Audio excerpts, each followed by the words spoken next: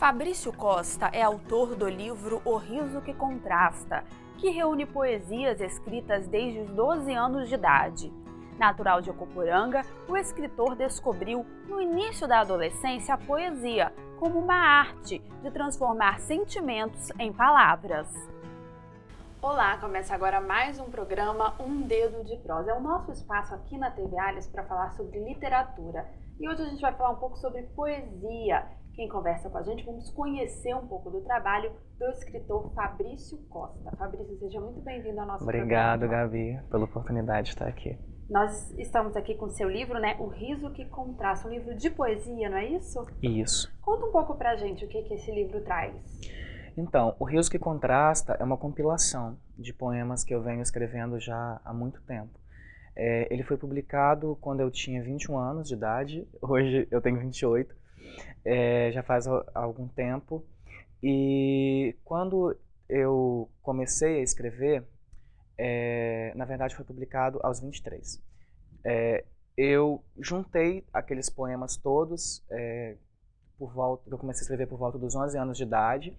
Eu guardava os cadernos, né, onde eu anotava, e eu digitalizei tudo e resolvi submeter um projeto na Lei Rubem Braga, por incentivo de amigos. E aí nesse processo eu acabei publicando O Riso que Contrasta. Depois do livro eu comecei a escrever já de uma maneira um pouco diferente, com amadurecimento maior. Então O Riso que Contrasta ele não segue exatamente uma ordem cronológica, mas ele tem poemas que eu escrevi durante 10 anos da minha vida. Então tem poemas mais infantis e poemas mais maduros, né, em fase que eu já estava um pouco mais amadurecido. Então ele é uma compilação. Você disse que começou a escrever aos 11 anos. O que despertou em você assim? Foi de repente algum autor que você conheceu, alguma coisa que aconteceu na sua vida? O que despertou em você a vontade de escrever poesia? Então, é um pouco complicado falar sobre inspiração, porque a poesia é uma coisa muito natural. Eu dei uma oficina, inclusive, em Pancas, em 2002, para professores. E uma das coisas que os professores mais falavam na oficina é como ensinar os alunos a fazer poesia. Eu falei, olha, não tem como ensinar, não tem receita para poesia. A poesia é uma coisa que tem que brotar, ela tem que surgir. E foi assim que aconteceu comigo. Eu comecei evidentemente, ler muito nessa fase, isso ajuda, influencia, mas eu não lia poesia, eu lia prosa e livros mais para literatura infanto-juvenil mesmo, né? E aos 13, 14 anos eu comecei a ler umas coisas um pouco mais complexas. Eu comecei a ler Jorge Amado, Drummond, Cecília Meirelles, aí eu fui aprofundando um pouco mais, mas antes disso eu li muito gibi, lia muita historinha, muito livro infanto-juvenil mesmo. E eu comecei a ter algumas perturbações, alguns conflitos. Eu era um adolescente um pouco isolado, eu não tinha muitas amizades, e eu me encontrei nos meus cadernos de escrever e de anotar os sentimentos e as reflexões que eu fazia. Era tudo novo, era um mundo novo que estava chegando, né? É aquela explosão de hormônios, você começa meio que a se sentir entrando numa fase adulta, as pessoas começam já a te olhar diferente, você começa a enxergar o mundo de uma forma diferente, e aí isso causa um turbilhão. E foi nessa fase que eu comecei a anotar nesses caderninhos e surgiu. É uma coisa que eu falo para as pessoas que surgiu. Não teve uma receita e não teve um autor específico que me influenciou. Depois de um tempo que eu comecei a ter mais influência em Drummond, Ferreira Goulart, na prosa eu gosto muito do Jorge Amado, que influencia bastante. Eu gostava muito de Monteiro Lobato, quando eu era mais novo, lia as histórias de Monteiro Lobato, que são histórias, a maioria delas muito sensíveis, que trazem muitas reflexões, levam à crítica. Então, é mais ou menos isso que aconteceu. Assim, eu não posso atribuir especificamente a alguém essa influência, essa Mas inspiração. talvez há um momento, né? Na verdade, o momento da adolescência ele é um momento de muitos sentimentos, muito conflito, né? E muitos autores relatam que é um momento em que você acaba começando a ter um interesse maior pela literatura, por uma poesia, e desenvolver, desperta esse gosto também de escrever como uma forma de desabafo mesmo, né? Justamente. E para você ter essa coisa de colocar as palavras de uma maneira poética, fazer o verso, construir, isso é muito natural também. A gente aprende na escola, nas aulas de português, de literatura, o professor ensina, né, a técnica. Mas não adianta você conhecer a técnica, fazer os versos e ficar preso àquilo ali. Então, a minha poesia ela é muito livre. Eu não me preocupo com rimas, eu não me preocupo com tanto. Eu me preocupo um pouco, mas não me preocupo tanto com a construção do verso, da estrofe. Eu não tenho esse fetiche, como alguns poetas têm. Então, eu tenho um jeito muito meu de escrever. E é o que eu costumo dizer para as pessoas, a poesia é o momento. Então, não é sempre que eu escrevo poesia. Não é todo momento que eu tenho inspiração para escrever. Normalmente, as fases em que eu estou muito introspectivo, refletindo muito sobre a vida, fases de mudança, são fases que me despertam, momentos de revolta, de raiva com alguma coisa, ou momentos de amor mesmo, de paixão, de efervescência dos sentimentos. Então tem que ter como eu posso dizer, é como se fosse uma bomba e você tem que acender o estupim e aquilo tem que explodir. E quando explode, é aí que a poesia nasce. Ela nasce da explosão. E quando você escrevia assim na adolescência, você imaginava que em algum momento isso poderia se tornar um livro? Não, nunca pensei. Na verdade, um tio meu, ele tinha publicado, eu estava escrevendo, e aí eu pensei, se ele publicou, eu vou publicar também.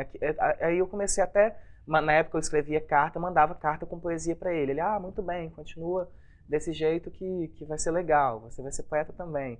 E eu era bem novo. Ele, de certa forma, me estimulou, que é o tio Vander, que também é poeta, Vander Antônio Costa. Ele foi um pouco importante aí nessa etapa. E aí, mas eu meio que desisti da ideia. Foquei muito na ideia de passar no vestibular, de entrar na UFES. E na fase do pré-vestibular eu comecei a mostrar para alguns amigos meus. E uma das amigas que me ajudou bastante foi a Roberta, que me acompanha desde aquele período. E inclusive é uma amiga em comum. Uma amiga nossa, em comum, né? justamente. Uhum. E ela foi fundamental, assim. Que ela, não, Fabrício, você escreve muito bem, você tem que publicar. Eu, você acha? Eu não acho que eu escrevo bem. Não, você escreve sim. Publica e tal, e aí a gente começou a ver como era possível publicar. Foi aí que eu conheci a Lei Rubem Braga e fiz um projeto e submeti esse projeto à lei. Fabrício, eu queria perguntar justamente com relação à Lei Rubem Braga, né? Eu recebo aqui muitos autores que publicam os livros, tanto pela Lei Rubem Braga, mas também por outras leis de incentivo, né, que a gente tem pelo Estado. Como é que foi a sua experiência com essa lei de incentivo? Olha, a princípio eu fiquei muito feliz por ter conseguido o recurso. Eu acho que é uma oportunidade legal, assim, para os autores. Só que depois, como era meu primeiro livro e eu não tinha muita experiência, eu comecei a notar que a difusão seria um grande problema. Eu consegui colocar o meu livro à venda em uma livraria, que é a Livraria Logos. E ele está à venda em algumas livrarias Logos, não são em todas. Se eu não me engano, na da Leitão da Silva e na do Shopping Norte Sul. E outras livrarias, elas não abrem essa oportunidade. E não tem um link do programa, do incentivo, né, da lei, com as livrarias, com as empresas, né, que vendem, que comercializam o livro. E um outro problema também é que o livro do autor capixaba, e isso, quando eu converso com os meus amigos que também escrevem, isso é consenso, não tem um lugar de destaque, mesmo nos lugares onde a gente consegue colocar à venda. Normalmente tem um stand específico, ou a pessoa que procura, que vai comprar, ela tem que chegar e pedir para o vendedor para localizar, porque ela não consegue localizar na loja. Então, não é um livro que a pessoa olha, vê a capa, se interessa e compra, como acontece com autores mais reconhecidos. Não é um livro, por exemplo, que vai estar na vitrine. Nunca. Triste isso. Eu acho que por ser poesia também, a poesia ela não é tão procurada. Então acaba ficando, né, o fato de... Eu li recentemente um artigo da Sarah Verloe, que é uma menina que faz mestrado, não sei se ela concluiu em letras, e ela escreveu um artigo sobre essa questão do autor capixaba, da literatura capixaba, e ela falou bastante sobre a sala de aula, mas ela fala também sobre essa questão da difusão, né, da dificuldade que o autor tem. O que é a literatura capixaba, tanto dentro do Estado, para promoção, quanto fora também. É difícil um autor capixaba que ganhe projeção nacional. Então a gente tem um processo aqui de autoral muito restrito ao Estado e muito complicado para poder fazer essa difusão. Então eu acho que a lei ela poderia incrementar a questão do incentivo, de levar a outros lugares o lançamento do livro, ajudar inclusive no lançamento do livro, né, para fazer eventos onde reunir mais autores, como se fossem feiras, festivais, premiações. Então eu acho que hoje é um pouco desestimulante quando a gente pensa em publicar, na publicação. Porque você não sabe o que vai acontecer com o seu livro depois de publicado. Isso assim, para mim parece até uma contradição, Fabrício, porque a gente tem muita produção aqui, né? Às vezes as pessoas não sabem, mas a produção de livro aqui, a publicação de livro é grande. Então o problema não é publicar, né? O problema é o depois, divulgar, é como distribuir, é por aí. A dificuldade está nisso, você acha? Eu acho que sim. Tem pessoas corajosas, como o Marcos de Castro, por exemplo. Ele bota os livros dele na mochila e vai vender na Rua da Lama, na Rua 7. E eu admiro, eu acho isso fantástico, o poeta que tem essa coragem. Mas eu não tenho isso, eu não sou um bom vendedor. Então eu publiquei 420 livros, eu vendi 130 e desses livros que eu publiquei e vendi, sobraram, né, uma série de livros eu fui presenteando. E ainda tenho cerca de 120 livros em casa. Então, acabou que tem 5 anos que foi lançado, fez 5 anos agora em março de 2015, e eu ainda tenho um monte de livro dessa produção. E eu estou morrendo de vontade de lançar um outro livro, mas eu fico desanimado, porque eu ainda tenho o livro anterior. Então, dá aquela vontade de você terminar primeiro, é uma meta, terminar o primeiro livro para poder vender os outros. E eu penso que quando eu for lançar um outro livro, ter uma outra publicação, eu pretendo fazer uma publicação independente e produzir e publicar menos livros, uma tiragem melhor. Uma tiragem menor. Fabrício, para terminar o nosso primeiro bloco, eu queria pedir para você ler para a gente uma poesia. Pode ser? Claro, eu vou ler uma poesia do livro e depois a gente trabalha com uma poesia mais nova, até mesmo porque tem uma diferença aí, tem um time. O nome dessa poesia é Estrada do Passado e ela tem uma relação com o lugar de onde eu vim. Eu escrevi na estrada um dia vindo de Barra de São Francisco, que é de onde eu vim. Estrada do Passado. Caminho na estrada, observando árvores cortadas, paisagens declinadas, perfumes e prazeres, dores e desertos, contrastes esculpidos em formas disformes, lembranças do sítio, das negrinhas e narizinhos, dos sonhos, dos sacis, de Monteiro, de montanhas, do gato malhado mal amado, de Jorge Amado e suas sinhás andorinhas. Na estrada do passado, perfumes das flores e dos cafezais. Odores do estrume de vacas e outros animais. Perfumes apagados por tratores e maçaricos. Vidas ceifadas na violência do progresso. Na estrada do passado não se passa mais. Olha-se apenas. Nela observa-se quase nada. De olhá-la, quem não passou não sente, vê-se em preto e branco. Na estrada do passado, quem tem memória curta, esquece. Não há lamento, mas quando a memória é longa, basta apenas um olhar cheio de lembranças, basta olhar para sentir odores e sabores, de sabores e lembranças, gotas de cores e esperanças, de que a terra cheire a cravo e canela, de que um dia acabe a guerra, de que na terra cresça de novo a semente, de que a terra alimente, de que na terra, minha terra, cresçam pessoas decentes. Lindo, obrigada. Vou querer mais poesia depois, tá? Mas no nosso segundo tempo aqui, tá bom? Tá, ok. Bom, o programa Dedo de Prosa vai fazer um breve intervalo, mas a gente já volta, não saia daí.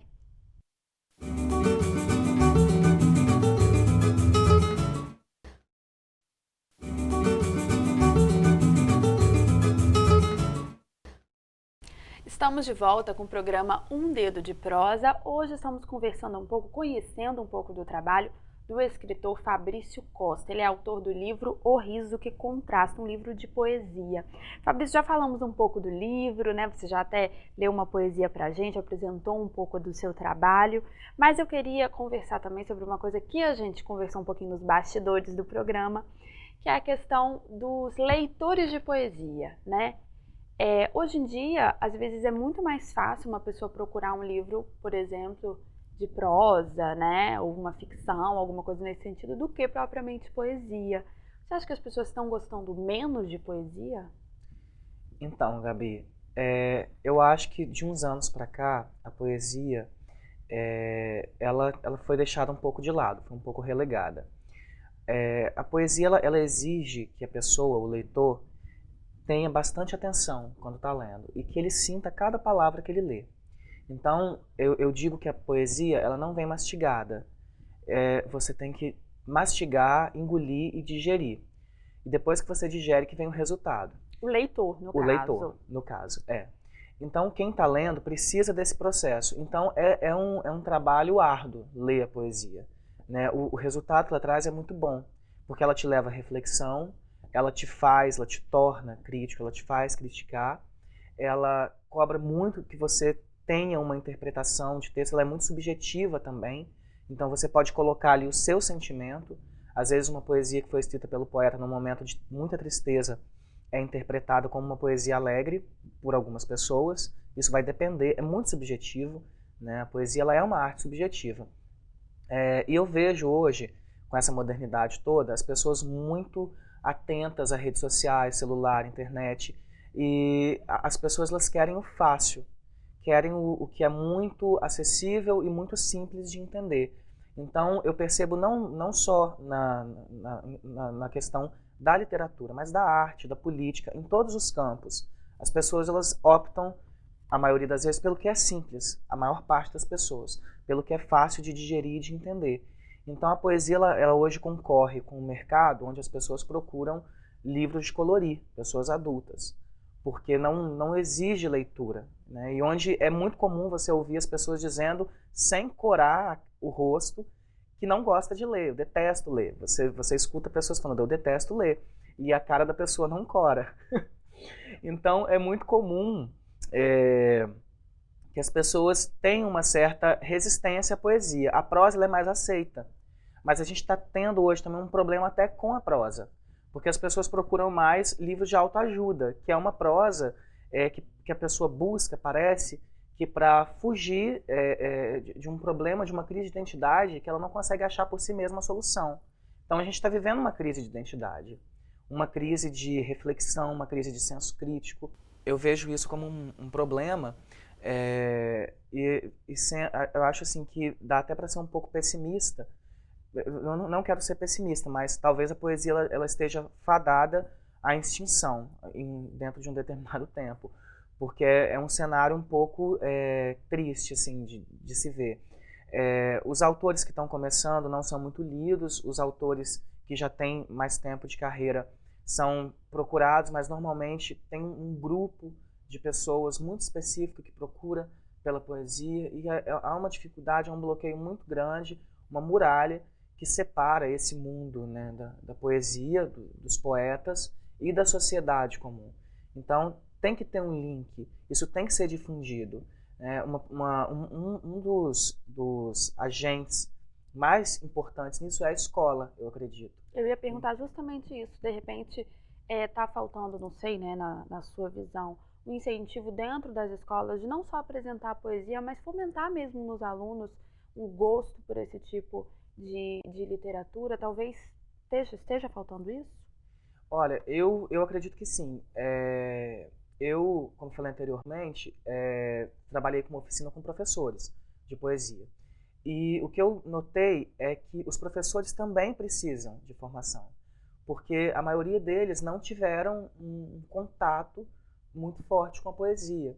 Então, eu acho que algumas cidades, elas tomam algumas iniciativas. Em Pancas, por exemplo, tem uma lei municipal, que é a Lei Pancas Cidade Poesia. E todos os anos tem trabalhos com professores e com alunos, de toda a rede pública municipal. Eu não sei se na rede estadual também tem, mas na rede municipal os alunos têm essa semana, que é uma semana toda dedicada à poesia. E é muito interessante. Eu acho que essa é uma medida que poderia ser adotada em todas as prefeituras, para começar.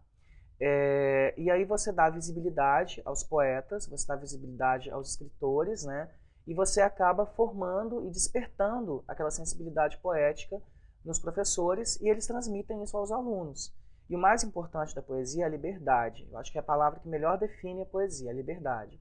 É a liberdade de expor sentimentos, é a liberdade de escrever da forma que você entende, como você interpreta, como você vê o mundo, né? Como você sente o mundo, como você se emociona ao ver as coisas. Então, tem pessoas que nascem com essa percepção, essa sensibilidade.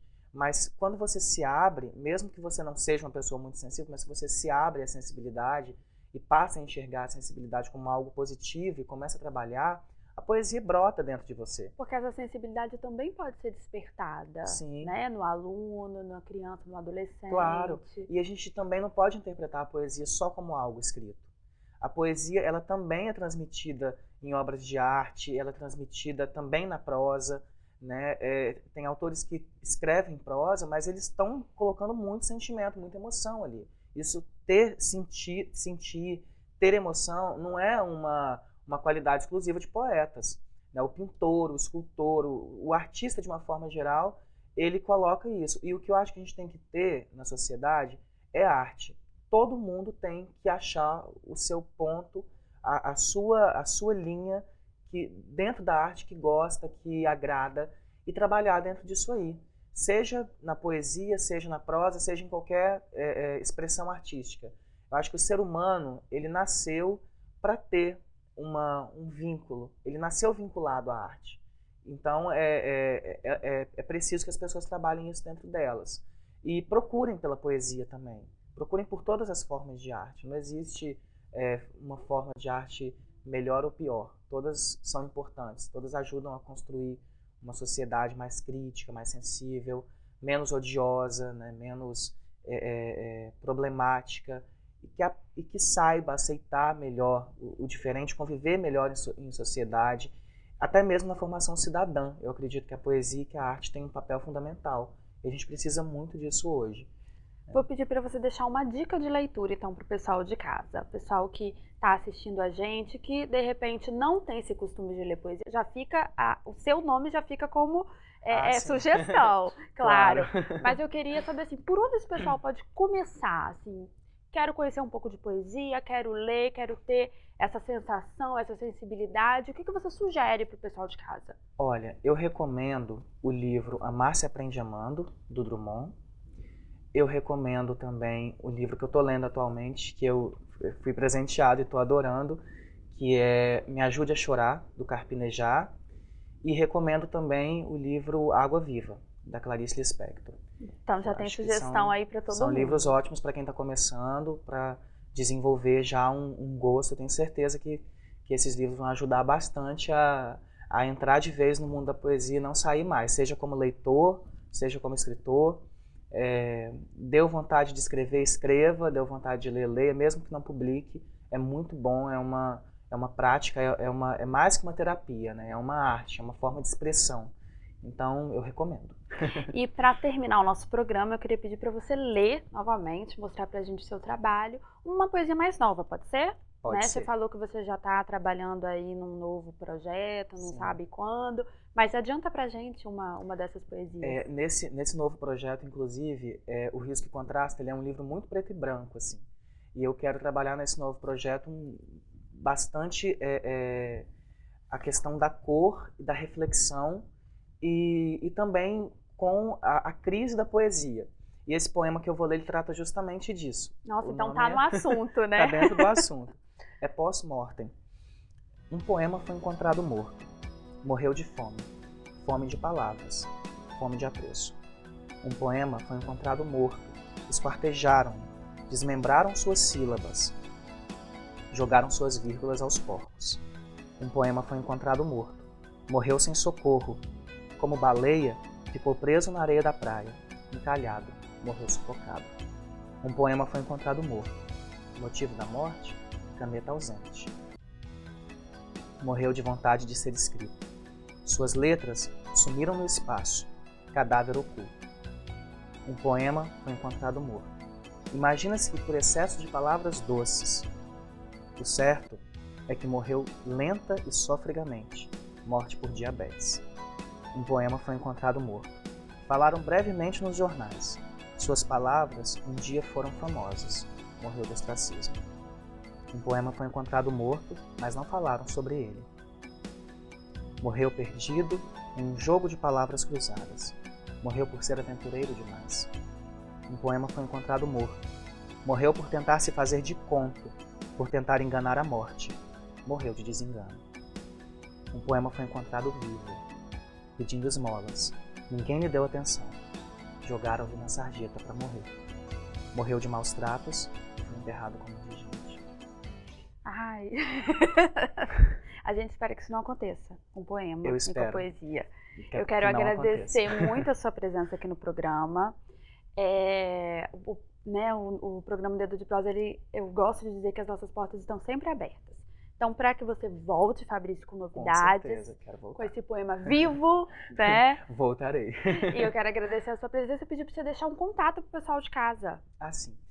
Meu e-mail é fabricio.costa@live.com. Muito obrigada, Fabrício. Volte sempre. Eu que agradeço. Voltarei. Bom, o programa Dedo de Prosa de hoje fica por aqui. Eu agradeço a sua companhia. Você pode nos enviar sugestões. Nosso e-mail é tvalice.s@gmail.com. Obrigada. Continue com a nossa programação aqui na TV Alice, seu canal cidadão.